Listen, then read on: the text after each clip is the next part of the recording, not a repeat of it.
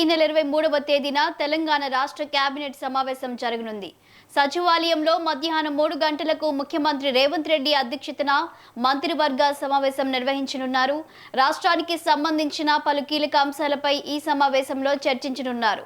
ఈ సందర్భంగా ఇందిరమ్మ కుటుంబ జీవిత బీమా పథకం ప్రారంభమై మంత్రివర్గం చర్చించనుంది. అలాగే స్థానిక సంస్థల ఎన్నికల నిర్వహణకు చేపట్టాల్సిన ప్రక్రియపై కూడా కీలక నిర్ణయాలు తీసుకునే అవకాశం ఉంది. గవర్నర్ కోటాలో ఎమ్మెల్సీల నియామకంపై కూడా చర్చ జరగనుంది. ఇందులో అజారుద్దీన్, కోదండరాం పేర్లు ప్రస్తావనలో ఉన్నాయి.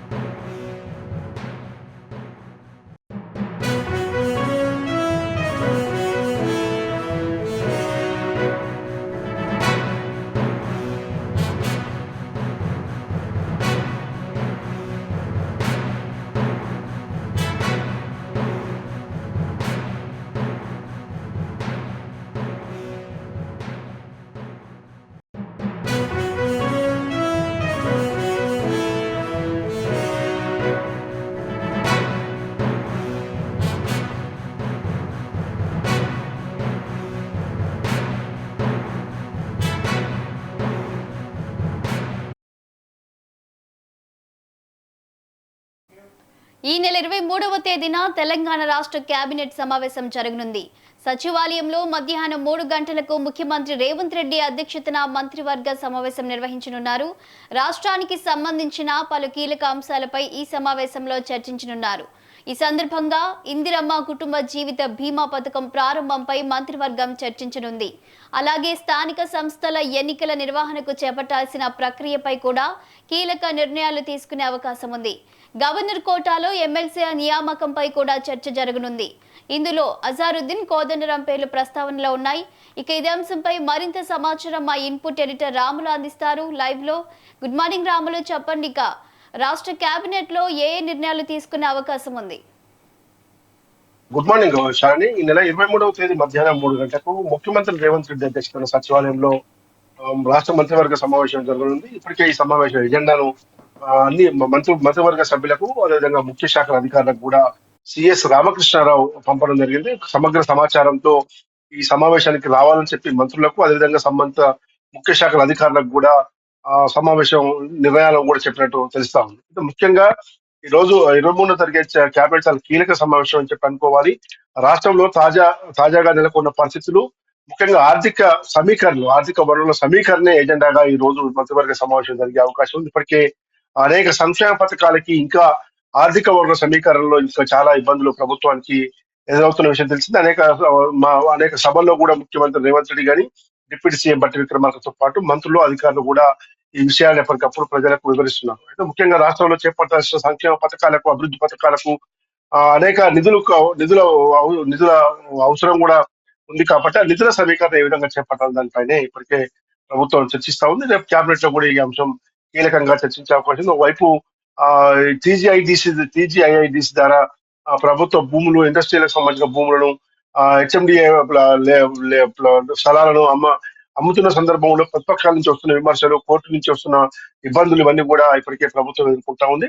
కాబట్టి భవిష్యత్తులో మరింత ముందుకు ఏ విధంగా పోవాలని దానిపైన కూడా ఈ సమావేశం చర్చిస్తారు. ఇక రాష్ట్ర ప్రభుత్వం గతంలో రాజీవ్ ఆరోగ్యశ్రీ పథకం ఏదైతుందో ఇప్పుడు ఇందిరమ్మ కుటుంబ జీవిత బీమా పథకం తీసుకొచ్చేందుకు ప్రభుత్వం ఇప్పటికే ప్రకటించింది. ఇందిరమ్మ దాదాపు ప్రతి కుటుంబ సభ్యునికి హెల్త్ కార్డు ఉండే విధంగా, హెల్త్ ప్రొఫైల్ ఉండే విధంగా కూడా, ఇన్సూరెన్స్ ఉండే విధంగా ఈ రోజు ప్రభుత్వం తీసుకొస్తుంది. దాన్ని ఏ విధంగా ప్రక్రియ మొదలు పెట్టాలి, ఎలాంటి ఫార్మాట్ తో ముందుకు పోవాలి దానిపైన కూడా చర్చిస్తారు. ఇక ముఖ్యంగా రాష్ట్రంలో గవర్నర్ కోట ఎమ్మెల్సీల వ్యవహారం రోజు రోజుకి ఇంకా ఆలస్యం అవుతా ఉంది.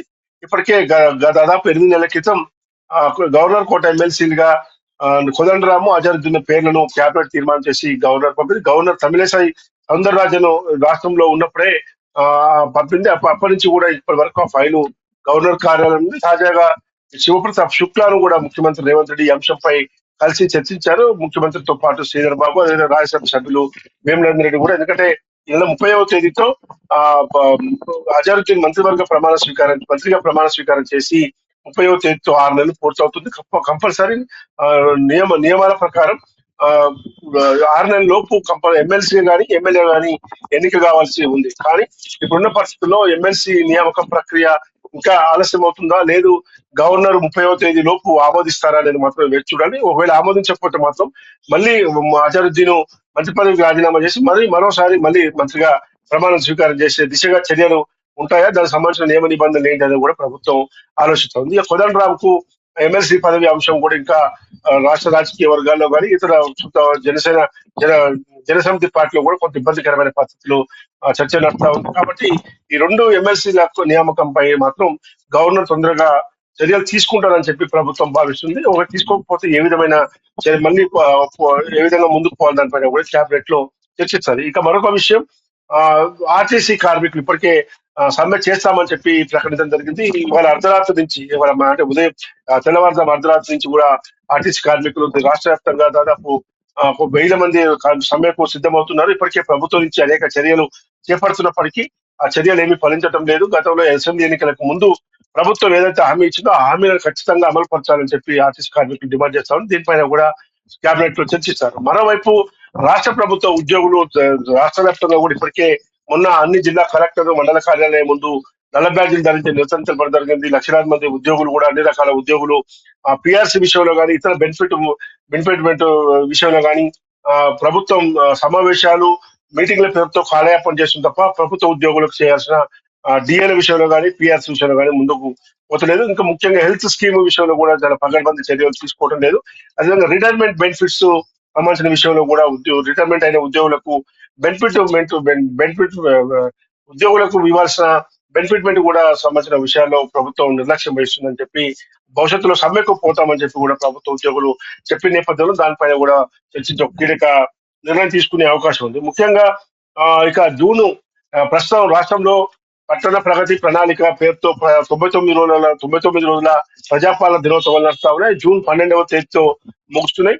అదేవిధంగా జూన్ 2న రాష్ట్ర అవతరణ దినోత్సవ వేడుకలు కూడా మళ్ళీ ప్రభుత్వం ఏ స్థాయిలో జరపాలి, రాష్ట్ర వ్యాప్తంగా ప్రత్యేకత జరపాలా, లేదు ఉన్న పరిస్థితుల్లో ఏ విధంగా జరపాలి దానిపైన కూడా చర్చించే అవకాశం ఉంది. ఇక మెట్రో రైలు ఆ ప్రాజెక్టు సంబంధించింది ఎల్ఎన్టీ నిర్వహిస్తున్న మెట్రో రైలు ప్రాజెక్టు ఇప్పటికే ప్రభుత్వం స్వాధీనం చేసుకుంది. దానికి సంబంధించిన నిధుల మళ్లింపు ప్రక్రియపై కూడా ఈ కేబినెట్ లో చర్చిస్తారని చెప్పి తెలుస్తా ఉంది. శాలిని, రాములు, అదే విధంగా ఎన్నికల నిర్వహణకు సంబంధించి కూడా ఏమైనా మరి నిర్ణయాలు తీసుకునే అవకాశం ఉందా కేబినెట్ లో?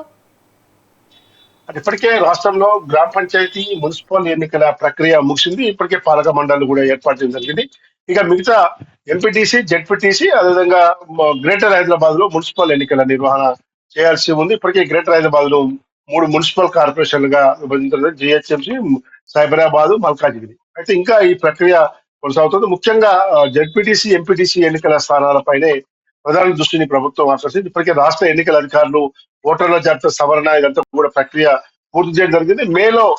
మే 15 తర్వాత కానీ ఎట్టి పరిస్థితుల్లో మేలో ఈ స్థానిక సంస్థల ఎన్నికలు జరపాలని చెప్పి ప్రభుత్వం ఆలోచిస్తున్నది. ఎంపీటీసీ, ఎంపీపీ, జెడ్పీ జిల్లా పరిషత్ చైర్మన్లకు ప్రత్యక్ష ఎన్నికలు జరపాలా, లేదు ఇప్పటి వరకు జరిగిన ప్రక్రియ ప్రకారం పరోక్ష ఎన్నికలు జరపాలి దానిపైన కూడా ప్రభుత్వం ఆలోచిస్తుంది. ఎట్టి పరిస్థితుల్లో మాత్రం మేలో ఏ విధమైన సరే కానీ ఖచ్చితంగా ఎంపీటీసీ, జెడ్పీటీసీ ఎన్నికల నిర్వహణ మాత్రం పూర్తి చేయాలని పట్టుదలతో మాత్రం ప్రభుత్వం ఉన్నట్టు కనబడతా ఉంది.